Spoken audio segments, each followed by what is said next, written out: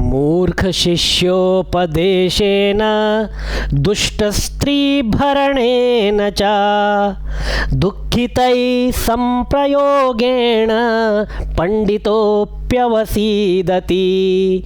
आचार्य विष्णुगुप्त चाणक्य का यह श्लोक है, जिसमें समाज को नई राह दिखाने के लिए आचार्य विष्णुगुप्त चाणक्य अपने नीति शास्त्र में से एक नया नीति वाक्य लोगों के लिए प्रस्तुत करते हैं, इस समाज के लिए प्रस्तुत करते हैं।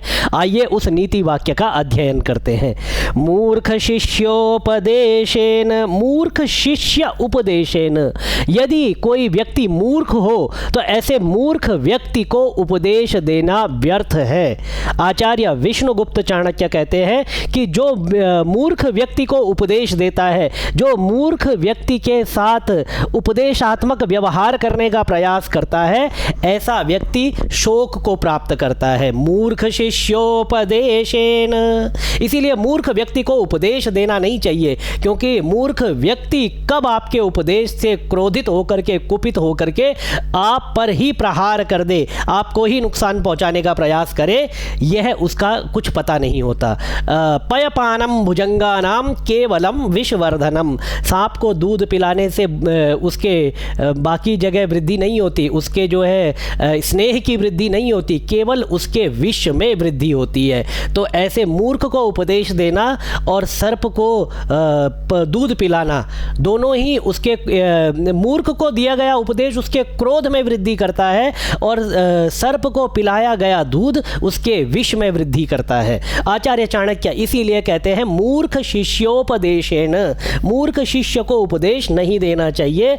और दुष्ट स्त्री भरणेन च, जो स्त्री दुष्टा हो, जो स्त्री कुलटा हो, जो स्त्री आपका हित ना चाहे, ऐसी स्त्री का भरण पोषण नहीं करना चाहिए। ऐसी स्त्री पर अपने धन की जो आपने अपने हार्ड अर्न मनी है उसको ऐसे ही नहीं लुटा देना चाहिए। इसीलिए महिलाओं के लिए पुरुष मित्र बनाते समय यह बात उनको ध्यान रखनी चाहिए, और पुरुषों को महिला मित्र बनाते समय इस बात का विशेष ध्यान रखना चाहिए कि जो आपकी तरफ आकर्षित है, क्या वह आपके गुणों पर आकर्षित है या आपके धन पर आकर्षित है।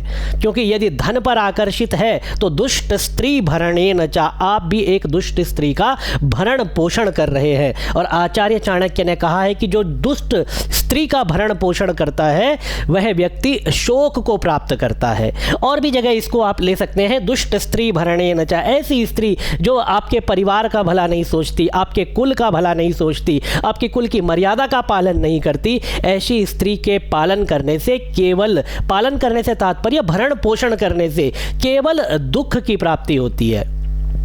क्योंकि समाज में स्त्री और पुरुष जो है सृष्टि की प्रक्रिया में अर्धनारीश्वर का रूप है, और यदि इनमें से एक भी व्यक्ति अपनी दुष्टता को प्रदर्शित करता है तो कहीं ना कहीं यह संतुलन बिगड़ जाता है, जिससे केवल शोक की प्राप्ति होती है। तो विशेष ध्यान रखना चाहिए इसमें।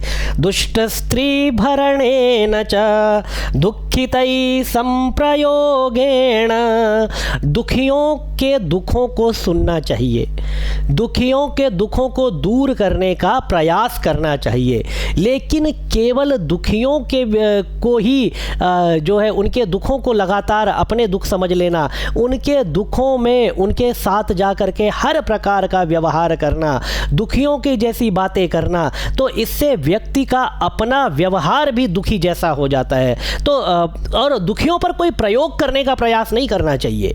दुखी व्यक्ति पहले ही अपने दुख से दुखी होता है, उस पर प्रयोग करने का प्रयास नहीं करना चाहिए। उसके साथ सहानुभूति का व्यवहार तो रखना चाहिए, लेकिन इसके अतिरिक्त दुखी व्यक्ति के साथ किसी प्रकार का व्यवहार नहीं रखना चाहिए। इस व्यवहार से, आपका अन्य प्रकार का व्यवहार रखने से दुखी व्यक्ति भी दुखी होगा, क्योंकि उसके ऊपर अतिरिक्त बोझ आ सकता है, और आप भी दुखी होंगे, क्योंकि यदि दुखी व्यक्ति के साथ व्यवहार करेंगे, कहीं ना कहीं आपके व्यवहार में, कहीं ना कहीं अगर आप कोई बिजनेस करने की कोशिश करते हैं तो उसमें चूक होगी, अगर अगर आप कोई सामाजिक व्यवहार रखने की कोशिश करते हैं तो उसमें चूक होगी, इससे आप भी शोक को प्राप्त करेंगे और दुखी व्यक्ति भी शोक को प्राप्त करेगा। इसीलिए आचार्य चाणक्य कहते हैं दुःखितै संप्रयोगेण पंडितोप्यवसीदति।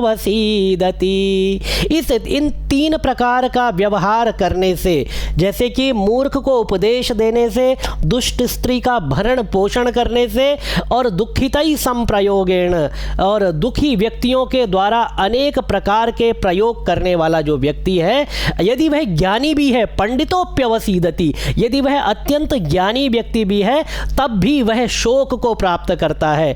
इसीलिए आचार्य चाणक्य के कथनानुसार उक्त बातों का हमें हमेशा पालन करना चाहिए।